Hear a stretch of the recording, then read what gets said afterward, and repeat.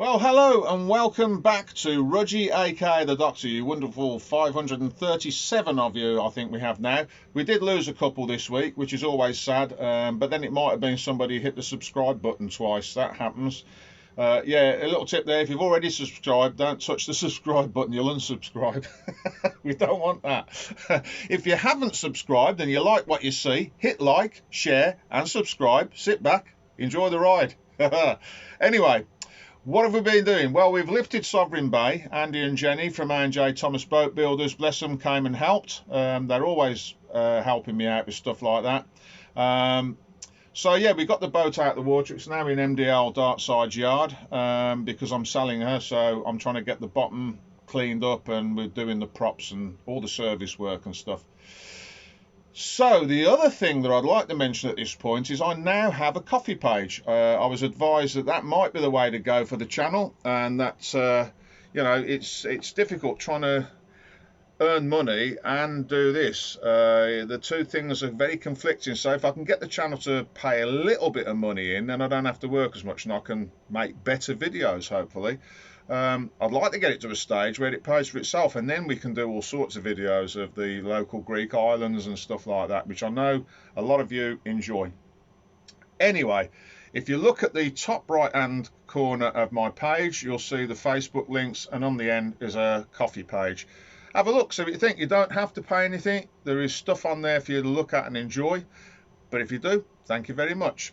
Now then, moving swiftly along, let's have a look at what we've done this week. There will be a couple of little bits about the transit I've been working on because somebody asked me about that, and then we're going to get on with Sovereign Bay. And at the end, hopefully, I'll try and find you some Kefalonian clips because I know we're all a bit chilly. I've got the heating on at the moment, so that might brighten your day up. Let's have a look, see what we've been up to.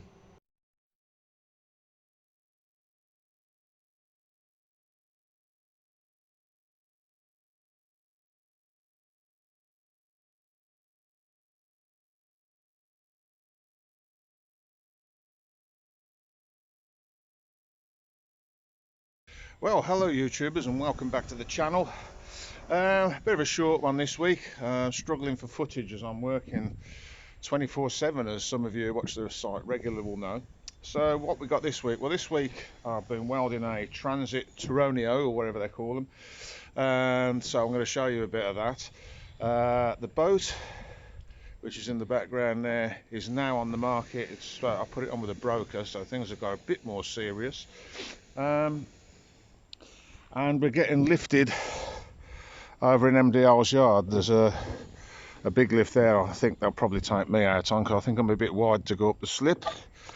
So there's going to be plenty of things happening in the near future. If you are interested in the boat, watch the last video. It explains quite a lot about it and why I'm selling it. It's just not sustainable, really. As you can see, she's not too badly fouled up. She will need washing off and the barnacles scraping. Because we're on a mud mooring, we get quite a lot of barnacles. And I will be giving her another clean before I go, so the broker doesn't have too much of a hard job. Okay, so on this side of the van now, as you saw earlier, we've done that. Somebody pressure washed it, and yeah, I'm gonna have to do something about that. Anyway, there you go. That's the forward inner sill. I've just put the rear inner sill section in. That cut the old one out because that's the seam it fits to. That'll make that piece there up and fit that in. And I've had to make another lip for the end of the sill end and box that in. Now I've just got to and I put a new lip on the outside as well, because as you saw earlier it had been butchered. So I've welded this to what's left of that. Now I've got to skim fill it to make it flat. Right, so taking a break from the welding for a minute, I've got to put the mirror back on, and as you can see, no metal clip. It should have one of these little clips here. Now, we ain't got time to to order one, So I found a bit of spring steel, an old spring in the tin of bits and pieces, and I've made one. There you go, I've fitted it in there.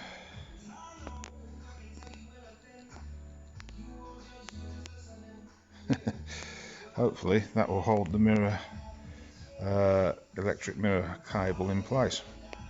We'll see. So there you go. That was the van, which I've now pretty much finished. There's a few little bits to finish off on it, and then it's over to the body shop to be painted, and then Jed can MOT it and sell it. So the next thing I had to do was I have a motorbike which I built 24 years ago now, from the ground up, every nut and bolt, and anything that I brought that was off the shelf got modified. So yeah, I even built the motor with the help of a few friends, one of which was an engineer, which was useful. People think it's a Harley, but it's not. There isn't really. Probably the wheels and the bottoms of the fork slides, they're Harley, and the heads, but the heads were modified, so you can't even say they're Harley now. Pretty much everything else was either aftermarket and I modified it, or I made it. One-off handmade aluminium tank, which I designed and I made all the form and patterns for. That was made up. Parker Fabrications. Little shout out for them. He did a superb job of that. I hadn't got time to make it, and I hadn't got an English wheel at the time either, so it would have been difficult. Yeah, she's a wonderful thing, and I miss her. Wayward Child is her name. She was actually featured 4-page spread on me and the bike in Backstreet Heroes 2006, September 2006. So for those of you who are bike enthusiasts, you'll probably find that magazine and you can read all about the bike in there. I'm hoping to get her out to Greece. It's becoming more and more difficult to find a way of doing that. I think I'm going to have a sit-down meeting with the Greek embassy in London to get the paperwork to get her out there, but I am going to try and get her out. I don't really want to sell her. I was going to hand her down to my son. She's registered as a Rudge Special on the logbook. And like I say, it's probably the last bike I will build that's like that. So yeah, it'd be nice to move her out there. So a little bit about the bike, and then we move on to lifting the boat. Okay, there she is, the love of my life, the only consistent woman in it. Tuesday, which will be next up, I would think. So like that. I'm moving Sovereign Bay over to this yard. Now, for obvious reasons, the bike's been off the road because I've been in Greece since before COVID. I had nowhere to put it living on a boat, so it went into my storage van, which is a 96 non-turbo 2.5 T4 short wheelbase. As you can see, Momo steering wheel and bucket seats. Hasn't been on the road for about 15 years. Solid as a rock underneath. Looks a bit scruffy, but it's all surface rust, that is. That'd all come off. So yeah, for obvious reasons, I haven't said much about the bike being in there. Although it's on cameras here, and the van was backed up against that post and immobilised, I didn't want the bike disappearing. Anyway, a good friend of mine has said he'll have it up at his place. So that's what we're going to do. And I've missed this machine. The sooner I get it out to Kefalonian, the better. But she's going to need a whole lot of cleaning up. 3 years in that van have not been kind to her. As you can see, the breather bottle from the crankcase is full, which means she's sumped, which is common. Let's crack on.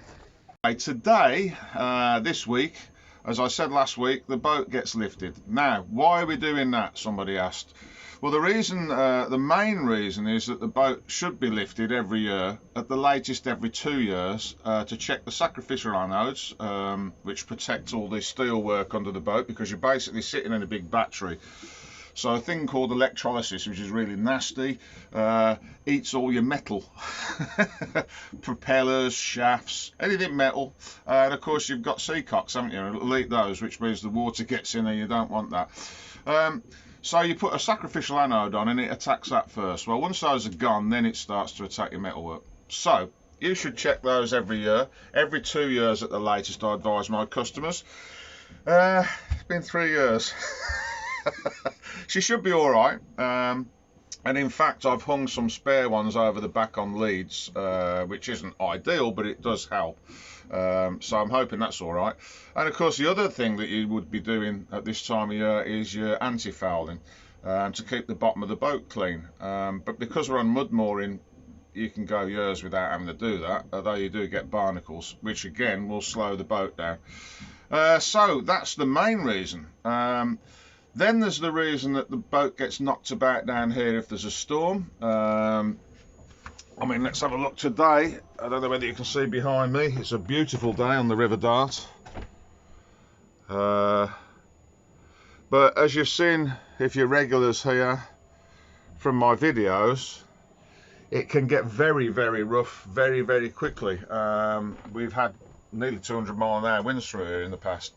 And waves as big as you get in the channel. So, yeah, pretty bad really. So, if I'm in Greece, I can't come back in a hurry and I wanted the boat safe, so it's better out on the hard. So my plans are to have her out on the hard and hopefully she'll sell.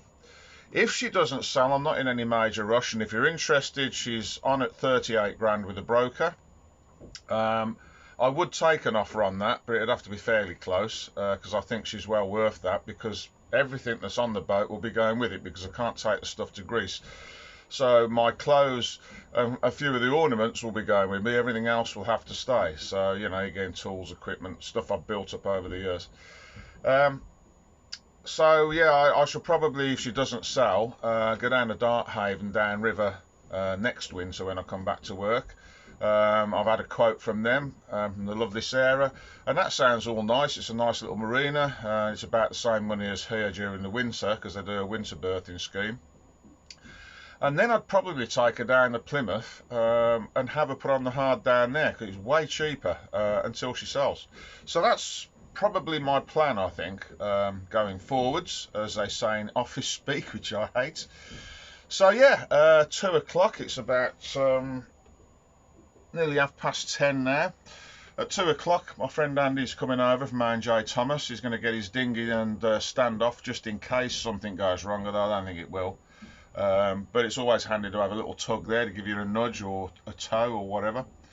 And she's getting lifted, and I don't know whether you can see it on the video, but over there is a blue structure. That's what they call the travel hoist. That's on wheels. They throw straps under the boat, lift the boat up, and then take you into the yard and lower you back down again. So yeah, I'm probably going to be in the bottom quarry, I would think, because if you're on the travel hoist, that's generally where you end up. So exciting times, things are starting to happen. So without further ado, shall we get the boat moved? Right, so here we go. Let's have a quick walk round, see what we've got to do. The steps will have to go in the van.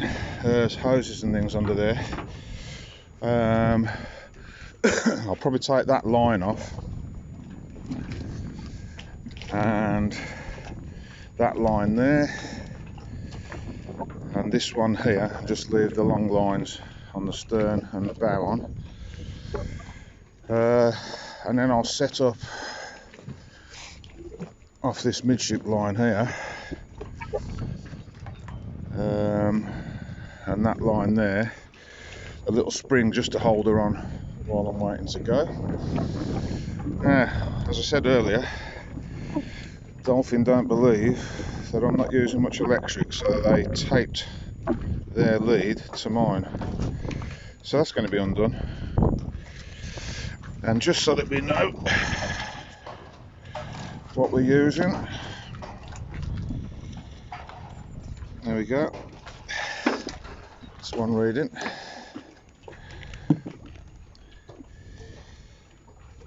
That's the other reading.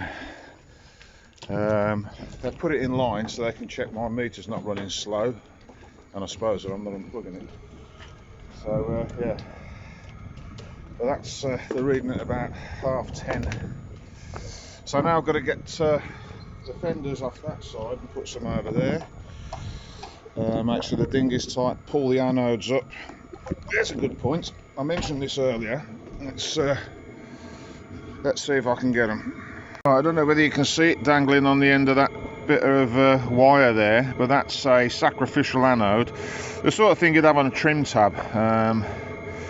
The ones under sovereign bay are much bigger than that. They're about 8-9 inches long, something like that. They're made of zinc.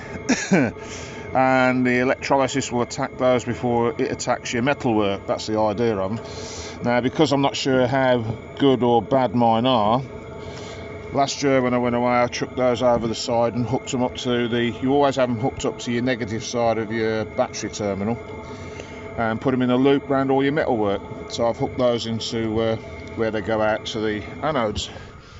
Apparently the racing yachts do that. A friend of mine told me that a while back. Little trick I've used over the years, and I'm not sure about the anodes being any good. Anyway, I'm going to pull those up because they need to be out of the way, and then stick some fence.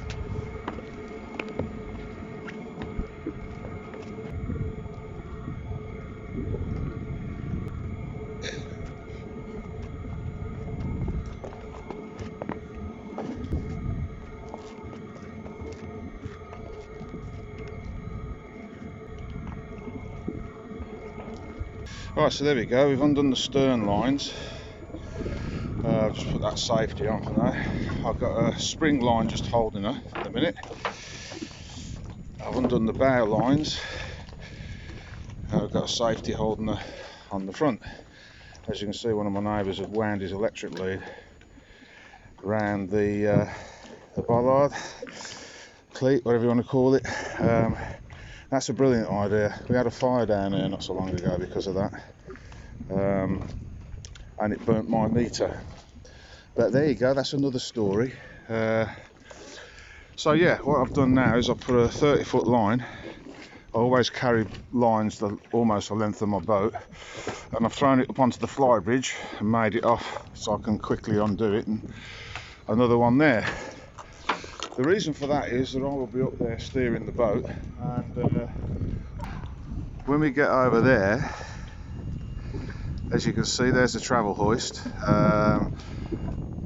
That's the dock where you go in. I'll probably be on my own. Andy will be in the dinghy, so the lads will be waiting for me, and they'll be waiting to catch a line. And because I've got no crew, that's how I have always done it. I throw a line off the fly bridge to the shore, and whoever's there can catch it.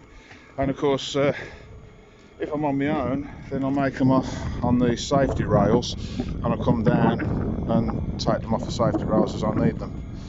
So we're pretty much ready to go. I've got to get Dolphin to untape their meter because I want them to check it before we go. I don't want any bad feeling.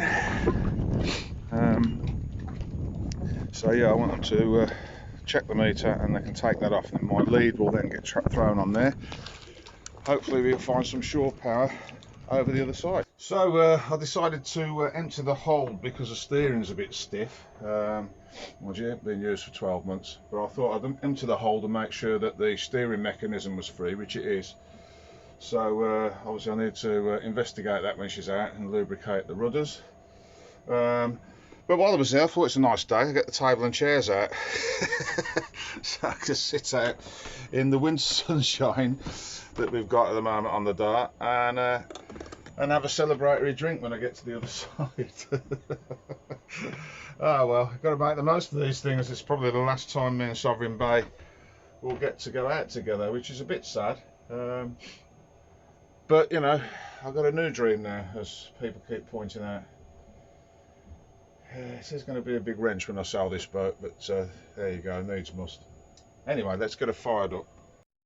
Okay, so first of all, I've got to do the sea cocks, open those, check the oil, and the water, although we're only going over there, but anyway, best do that, which is down below the living quarters. Okay, I would have filmed that for you, but I haven't got a torch at the moment, so you wouldn't see it. Let's see if I put the engine room light on, if that helps. Engine room light, there we go. Oh yeah, there you go, a little bit better. Yeah, the seacock's just down there, and there's a lever, you pull it up in line. There's filters on the top, I've just checked and they're clear, so we're ready to start her up. So here we go, Andy's down below ready to cast me off.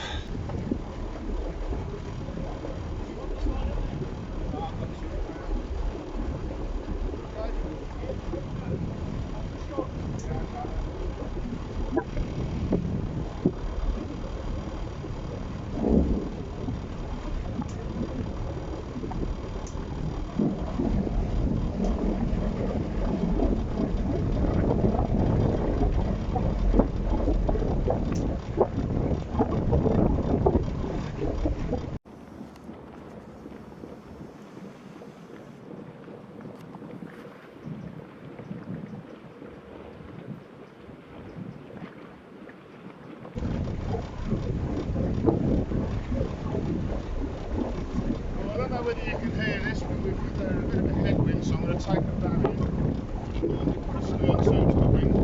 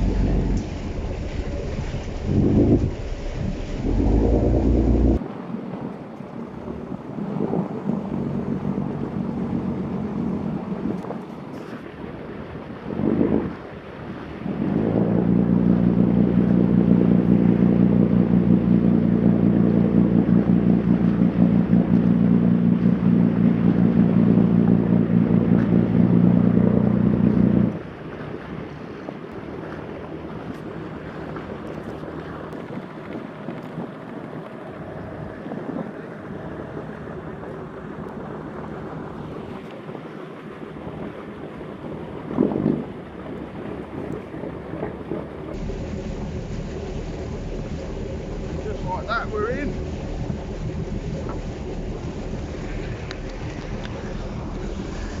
There comes Andy in the support dinghy.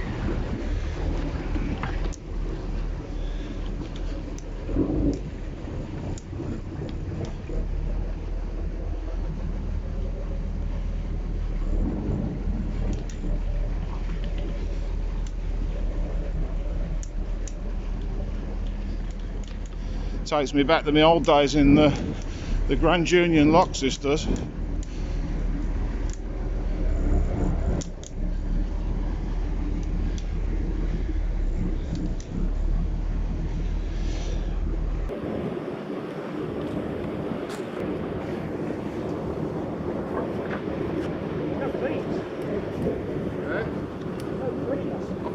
side of the... Yeah, bare hands.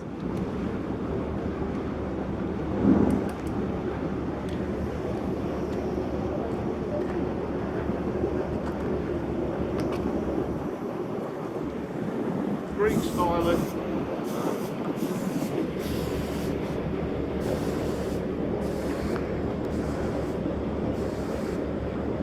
Not much water in here. No, I was thinking that. Did you get the right day? Hey? Did you get the right day? 31st, Tuesday. Hey? Maybe I should give him a ring. Oh, you've got 5 foot underneath. I've probably got another 15 minutes.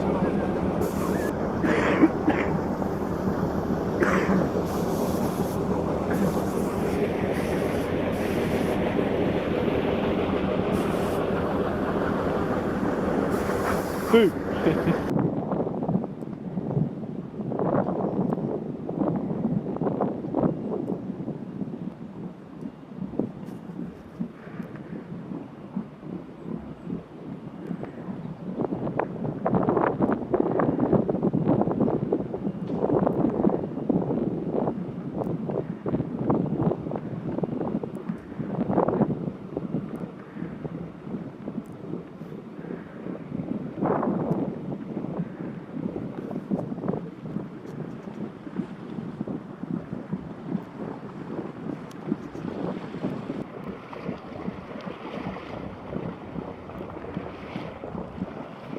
So, as was always the case in Rudge World, we're not supposed to be lifted out on the travel hoist. So lifting me out on the travel hoist that goes around the yard off the back of the tractor. At 3 o'clock, they told me 2 o'clock. Now the problem I've got is that we're starting to lose the water. The props are already kicking up mud, so I'm hoping I'm going to have enough water, because otherwise I'm going to be stuck out there in the mud for the, well, till tomorrow. But anyway, if they launch this quickly, I'm going to sneak it straight in there. Andy's standing by, and we'll see what happens. Right, so if you see over there, you can't see the wreck just yet, so we should be alright for water. That's how I've always measured it, but it's getting a bit touch and go now. I've just lifted that one back out again that they were launching, so I don't know, they must have a problem or something. But yeah, I'm starting to kick mud up whenever I put the throttles on. Bit tense being a skipper, and this is a big lump of boat to be messing about with, really. Well, right, well, quick update. Still can't quite see the wreck. The boat's turning in the wind, so we're still floating, but as you can see down there, I'm kicking mud up. So this lot here, I've got, I'd say, 10 minutes, and then I'm going to go back on the mooring, or I might even have to go out on the river. It is what it is.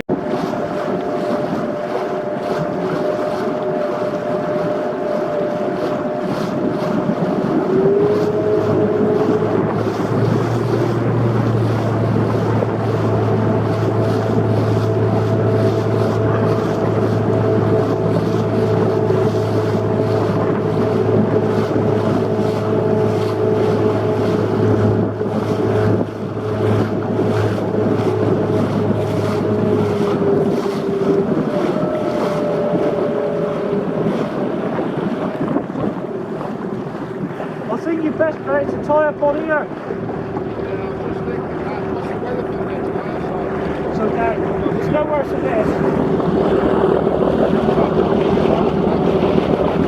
Go on, take your line.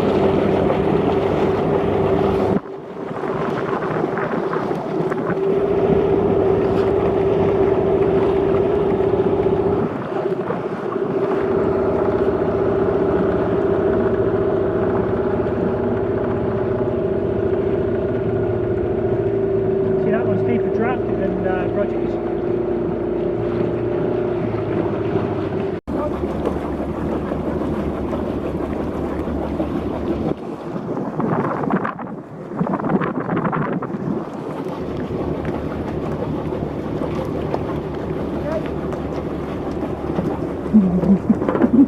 Yeah,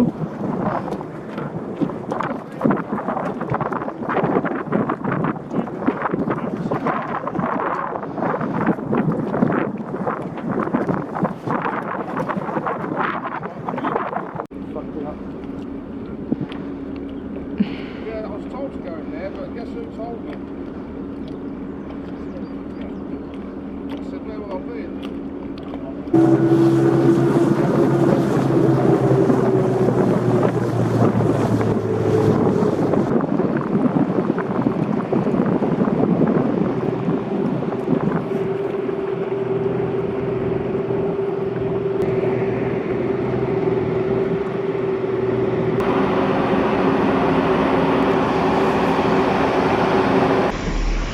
So here we go. It's all rush, rush, rush now. I'll kill the engines.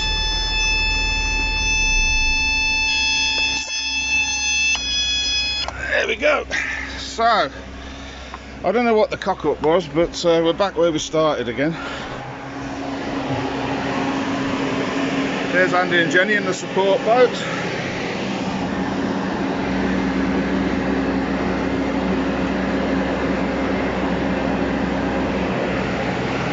And there's the strops.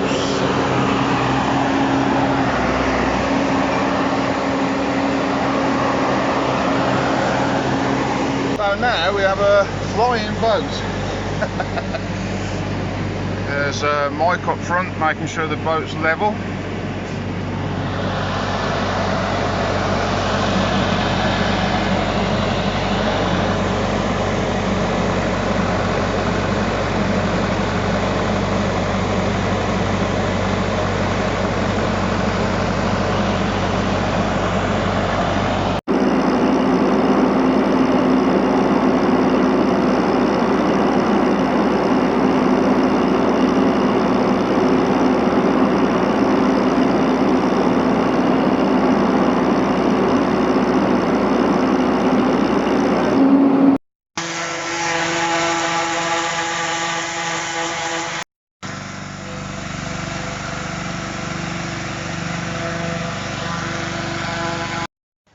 So there you go, I've plugged her in to the electric.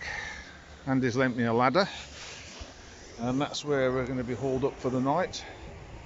Not as bad as I thought actually. I pressure washed all the crap off it, and she's looking pretty good.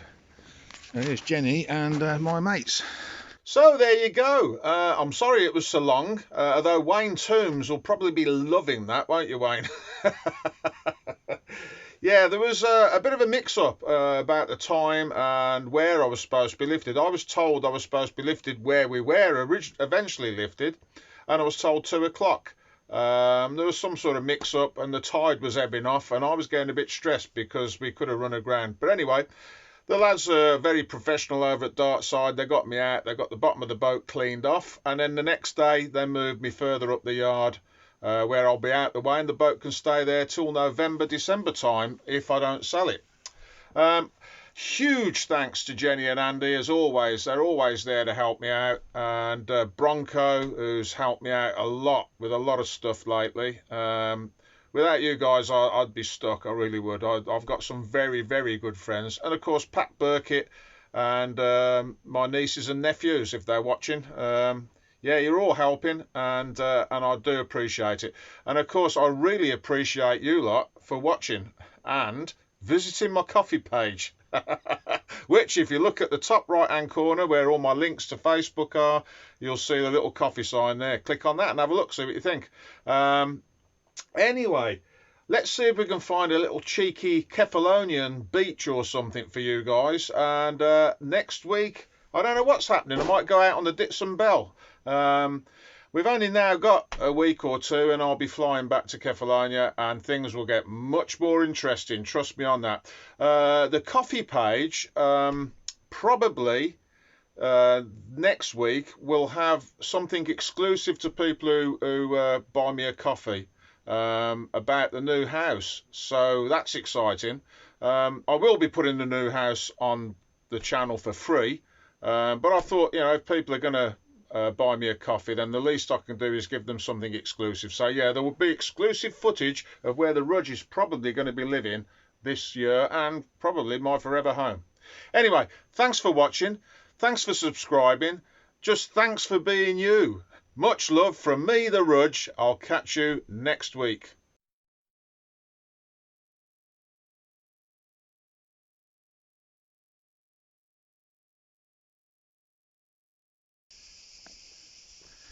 Very, very interesting place. I love it here. Come here a lot. I usually bring a packed lunch, and that's probably a good idea if you've travelled from Vlahata or Lourdes, Scala, Poros, places like that, and even Augustoli. Probably about just under an hour's drive if you take it steady. As you can see, there's a tarmac road round there because the farmers still use this area.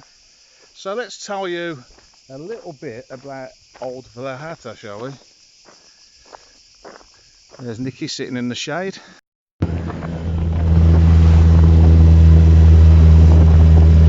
For those of you who love Mr. Speech, Mertu as you'd read it in English, there it is.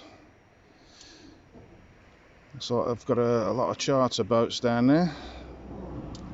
Does look spectacular, doesn't it? And there's the new bridge that they built not so long back.